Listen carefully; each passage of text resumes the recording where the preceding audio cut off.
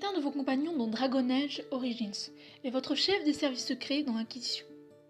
C'est une barde orlésienne, autrement dit une espionne maîtrisant les arts de la danse, du chant et de la soustraction d'informations, que ce soit dans la douceur ou en se salissant les mains, française.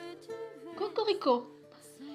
Lors de l'escale à la ville de Lothering, en disant avoir reçu un rêve du Créateur, lui intimant l'ordre de rejoindre les gardes des ombres survivants, c'est-à-dire vous et Alistair.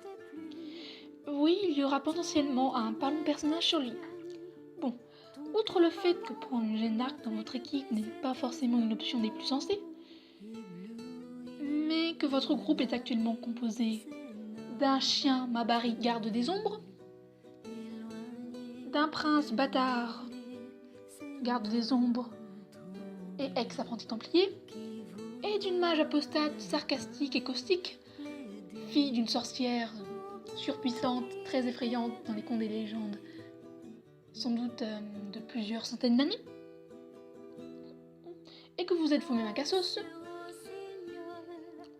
ben, vous allez pas faire la fine bouche, surtout que vous êtes recherché et officiellement coupable de trahison. Donc, on prend ce qu'on peut. Liliana est souvent critiquée pour son côté fleur bleue. Mais c'est oublié que même si dans Origine, elle ne semble être que douceur et légèreté, elle a un lourd passif de barde, et qu'elle y a survécu, malgré un passage dans des geôles et des salles de torture, malgré les trahisons, et qu'elle s'est sortie de tout ça, toute seule comme une grande par la seule force de ses poignets. Ce qui sous-entend qu'elle a dû massacrer pas mal de monde, surtout vu les sévices qu'elle a dû subir dans les salles de torture. Et les types qui devaient s'en charger, donc... Le côté fleur bleue et petite chose fragile doit en prendre un sacré coup. Non ? Et dans l'Inquisition, Liliana est devenue la main gauche de la divine, c'est-à-dire qu'elle assume totalement son côté espionne.